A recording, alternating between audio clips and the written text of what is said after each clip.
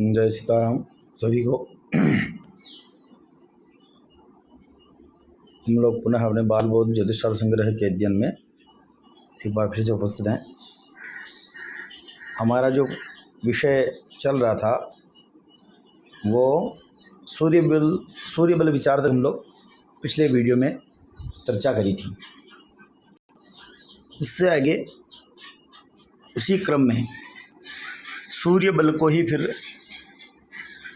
फिर से आचार्य बता रहे हैं कि अलग अलग सूर्य की स्थिति बता दी थी कि एकादशे तृतीय व षष्ठे व दशमे विवाह वरस्य सुबदो नित्यम विवाह दिननायक, यानी कि 3, 6, 10 और 11 एकादशे तृतीय व षष्ठे व दशमे विवाह, तो 11 तीसरा छठा और 10वां यदि वर की राशि से सूर्य हो तो वह शुभ है। और जन्मन्यथ द्वितीयो व पंचमे सप्तमे विवाह नवमे च दिवानाथे पूजया पाणिपीडनम। फिर कहा था कि या तो जन्म का हो, पहला हो, दूसरा हो, 5वां 7वां और 9वां यदि सूर्य हो राशि से वर की राशि से तो वह पूज्य माना जाता है। पूजन करके पाणिपीडनम, पूजन करके फिर विवाह करना चाहिए। फिर अष्टमे च चतुर्थे च द्वादशे च दिवाकरे विवाहितो वरो मृत्युम प्राप्नोति अत्र न संशयः।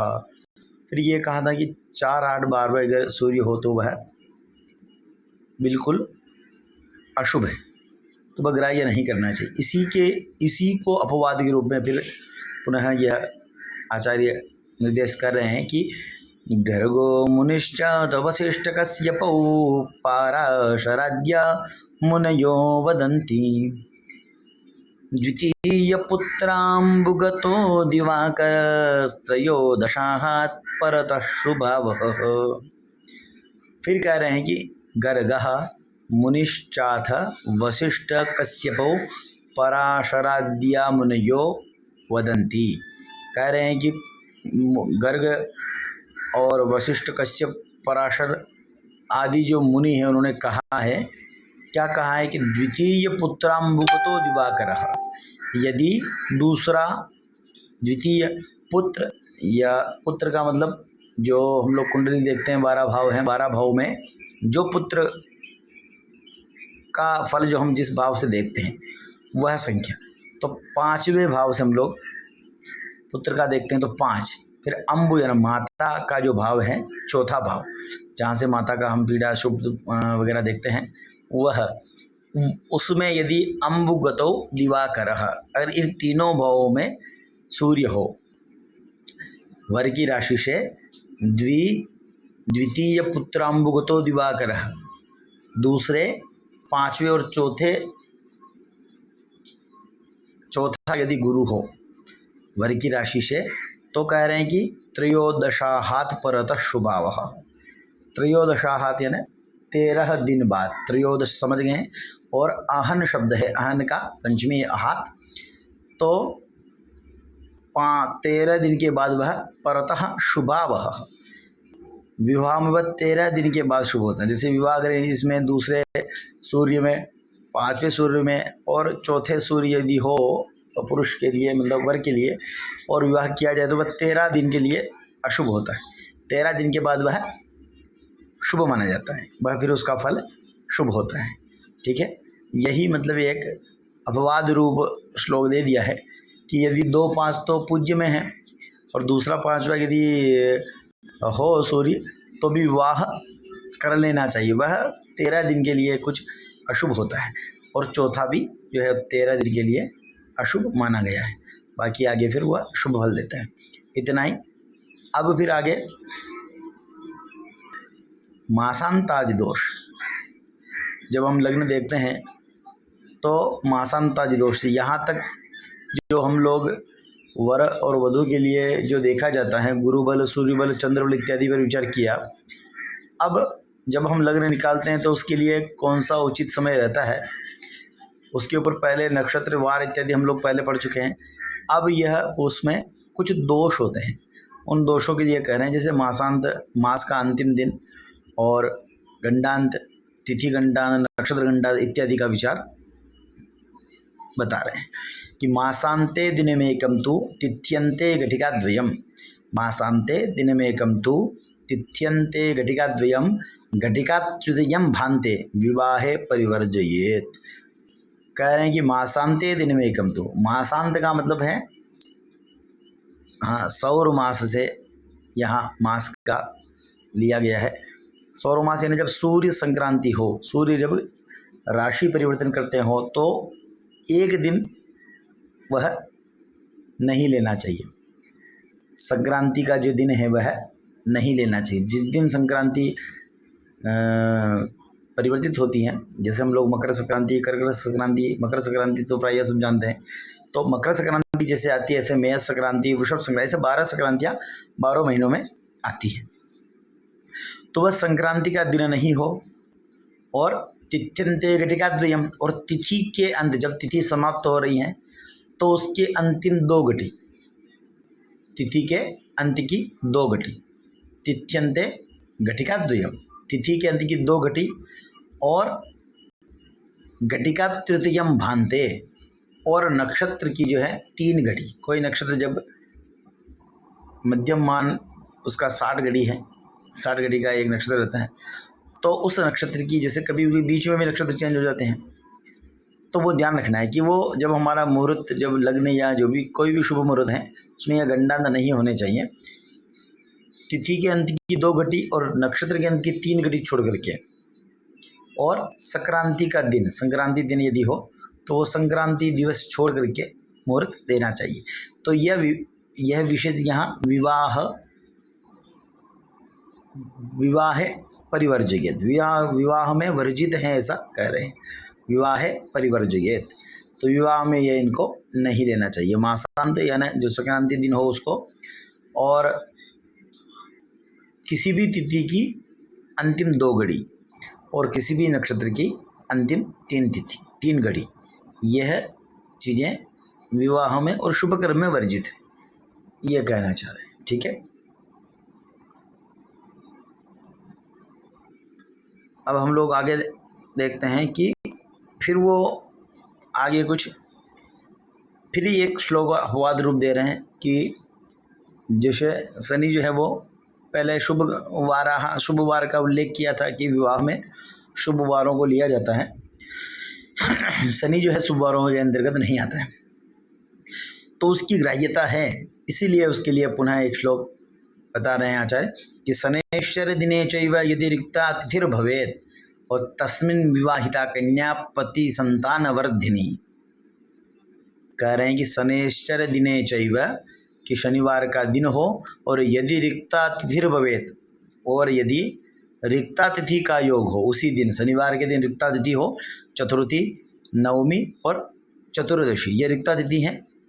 आप लोग पहले तिथि संज्ञा, जो संज्ञा हम लोग संज्ञा तंत्र पहले जो पढ़े थे उसी में सब संज्ञा दे दी कि नंदा, अवद्रा, जया, रिक्ता और पूर्णा ये तिथियों की संज्ञा है। तो उसमें जो रिक्ता तिथि जो है वह अगर शनिवार के दिन मिले, ये भी आप लोग पढ़े हैं कि शनिवार के दिन यदि रिक्ता तिथि पड़ेगी तो वो कौन सा योग बनेगा। अब आपको याद है या नहीं है, उसका कितना याद है उसका कुछ लेवल मेरे को पता नहीं है। बाकी हम लोग योग तंत्र जो पढ़े थे, योग तंत्र जिसमें पढ़े थे उसी में इन सबों का हम लोग पढ़े थे कि जो शनौ रिक्ताज सिद्धिदा, शनिवार के दिन यदि रिक्ता तिथि होगी तो वह सिद्धि योग होता है ना, और शनौ रिक्ताज मृत्युदा, और शनौ पूर्णाच मृत्युदा, शनिवार के दिन पूर्णा तिथि होगी तो वह मृत्यु योग कहलाती है। यही हम लोग पहले पिछले जो पढ़े थे उसमें, वो आप लोग उसको बराबर देखे नहीं, जब तक देखेंगे नहीं ये चीज़ें समझ में आएगी नहीं। और जो आप पढ़ रहे हैं वो चीज़ पढ़ रहे हैं जो पंचांग में, जो पूरा पंचांग लिखा रहता है, जिसमें जो आप टेबल के रूप में समझते हैं वो सब यहाँ श्लोक के रूप में आप पढ़ रहे हैं। हाँ, जो ये बाल ज्योतिष सारे इसको हल्के में लेने का विषय नहीं है, बहुत भारी विषय है। जो पंचांग में आप लोग पढ़ते हैं टेबल के रूप में देखते हैं कि यह नक्षत्र है, इसका ये देवता है, ये गण, वो सब पढ़ चुके हैं। तो अगर आप ये इसको सरल कर लें, इसको याद कर लें तो पंचांग आपको देखने की आवश्यकता है ही नहीं। सारा तिथि कैसे बनी है, तिथि क्या है वो निकाल सकते हैं। करण नक्षत्र योग कैसे बन रहे हैं, कब किसी को डायरेक्ट निकालना है आप डायरेक्ट निकाल सकते हैं। ये सब विधि आपको पहले सब गणित के माध्यम से या डायरेक्ट श्लोक के माध्यम से, सूत्र के माध्यम से इसी ग्रंथ के माध्यम से आचार्य ने हमें बताया है। तो वो वहीं से पता चलता है कि शनिवार के दिन यदि रिक्ता तिथि होगी तो वह सिद्धि योग है, और सिद्धि योग में विवाह कर्म बिल्कुल किया जाना चाहिए। यही उसी को बात को आप भूलें या नहीं भूलें इसके लिए ये बता रहे हैं कि शनैश्चर दिने चैव यदि रिक्ता तिथिर्भवेत् तस्मिन् विवाहिता कन्या पति संतान वर्धिनी। अगर उस दिन कोई कन्या विवाहिता होती है या उस दिन किसी कन्या का विवाह होता है तो वह पति और संतान की वृद्धि कारक होती है ना। उसमें पति के शुभ कर्म या उनकी शुभता और अधिक संतानों वाली स्त्री होती है। ठीक है, यही कहना चाह रहे हैं। फिर अब एक और अगला जो सूत्र हैं ये बहुत ही याद रखने योग्य हैं कि कभी कभी जब आप देखते हैं कि पति पत्नी में सब कुछ मिल रहा है, एक नक्षत्र जाता नाम नाड़ी दोषण विद्यते ऐसा सब, या जो एक ही नक्षत्र या एक ही राशि के जब जातक हैं तो उनका विवाह हो जाना चाहिए होता है, करते भी हैं, तो उसी के अपवाद रूप में है ये। कोई कोई जब पूछता है कि दोनों में भकूट इत्यादि भी नहीं है फिर भी दोनों में आपस में इतना तनाव कैसे है, या इनकी परिस्थिति है कि अलग अलग क्यों रह रहे हैं, तो ऐसी स्थिति कब पैदा हो सकती है, उसी के लिए यह एक सूत्र के रूप में आपको बता रहे हैं कि भामिनी जन्म नक्षत्राद द्वितीयम पति जन्मभम न शुभम भर्तृनाशाय कथितम ब्रह्म यामले। फिर एक बार देखिए कि भामिनी जन्म नक्षत्राद द्वितीयम पति जन्मभम न शुभम भर्तृनाशाय कथितम ब्रह्म यामले।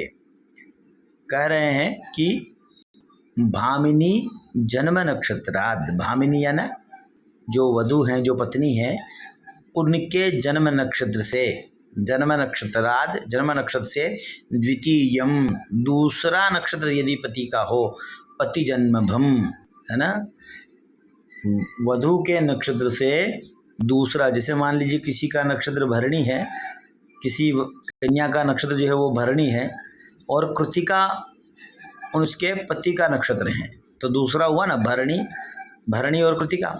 तो यही स्थिति अगर किसी के हो तो कह रहे हैं कि न शुभम भर्तृनाशाय, वह स्थिति शुभ नहीं है, तो भर्तृनाशाय है, वह पति का नाश करने वाली है।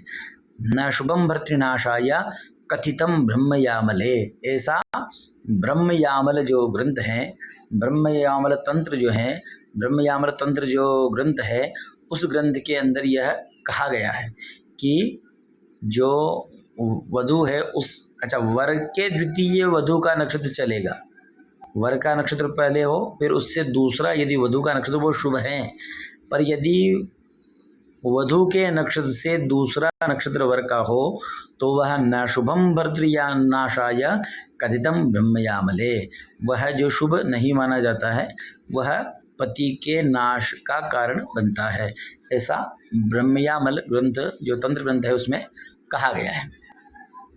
ठीक है, और फिर हम लोग एक आगे जब लग्न साधन करेंगे, जब लग्न बनाएंगे, लग्न का मतलब जो विवाह लग्न का जो उसमें दोष देखे जाते हैं तो उसके 10 महादोष है, उसके 10 महादोष है, उन्हीं का विचार हम लोग आगे करेंगे। पहले हम उन 10 महादोष विद्या को 10 महादोषों को जानने के लिए आचार्य ने जो श्लोक दिया है उस पर हम लोग देख लेते हैं कि लत्ता पातो युतुर्वेदो या मित्रम बुध पंचकम एकारगलोपग्रहो च क्रांति साम्यम ततः परम दग्धा तिथिश्च विज्ञेया 10 दोषा महाबलाः एतान् दोषान् परित्यज्य लग्नम संशोधयेत् बुधः। जो पंचांग में लग्न दिया जाता है ना, जो लग्न दिया रहता है वो इन सब दोषों को देख करके फिर वह साधित लग्न दिया जाता है। उसी में हम लोग देख करके किसी को लग्न देते हैं। तो आप उसके बिना अगर ये पूरा ग्रंथ अगर आप पढ़ते हैं, वो सरल करते हैं, इसको कंठस्थ करते हैं, तो केवल आप तिथि वार नक्षत्र इन सब के योग से स्वयं अपना लग्न उसमें संशोधन कर कर लिख सकते हैं या आगे बता सकते हैं। इतना ये चीज़ बता रहे हैं कि लता पातो युतिर्वेदो, लता दोष, पात दोष, युति दोष और वेद दोष कितने? लता पातो युतिर्वेदो 4 और यामित्रम बुध पंचकम, एक यामित्र, जामित्र जगह यामित्र और बुध पंचकम, बुध पंचक, ये 6 हो गए। फिर एकार्गलोपग्रहो च, एकार्गल और उपग्रह, एकार्गल दोष, एकार्गल दोष और उपग्रह दोष च, और कांति साम्यम तथा परम और क्रांति साम्य, क्रांति साम्यम तथा परम, क्रांति साम्य नाम का भी दोष होता है, तो क्रांति साम्य और दग्धातिथि विज्ञेया, फिर उसमें दग्धातिथि, दग्धातिथि विज्ञेया 10 दोषा महाबला, ये 10 दोष जो है वो महाबलवान है, अत्यंत बलवान है। इन 10 दोषों को टालकर, इन 10 दोषों को निकाल करके फिर एतान दोषान परित्यज्य, इन दोषों को छोड़ करके लग्नम संशोधयत बुधः, लग्न का संशोधन बुद्धिजनों को, पंडित लोगों को करना चाहिए है। यही कह रहे हैं कि लता पता युति वेद जामित्र बुध पंचक एकार्गल उपग्रह क्रांति साम्य और दग्धातिथि, इन 10 महादोषों को छोड़कर, इनको त्याग करके अन्य शुभ समय में, शुभ लग्न में लग्न को संशोधन करके बुद्धिजनों को, विद्वान जनों को लग्न देना चाहिए, है ना। आज इतना ही, फिर हम लोग आगे इन 10 दोषों के एक एक दोष के ऊपर अगले से विचार करेंगे। और उससे पहले जो आप इस वीडियो में देख रहे हैं, ऐसा ये एक पंचशला का पहला जो है पंचशला का चक्र है, जिसमें 5 शलाका खड़ी है, और मतलब 5 लाइनें खड़ी है और 5 लाइनें आड़ी है, यही पंचशला का मतलब लाइन है ना। और इसमें फिर एक एक नक्षत्र धरे हैं क्रम से, तो ये इसके ऊपर एक बार आप नज़र देख करके फिर हम लोग अगला जो विषय है पंचशला का चक्र, सप्तशला का चक्र इत्यादि आगे हम लोग पढ़ेंगे। ठीक है, जय सीताराम, धन्यवाद सभी को।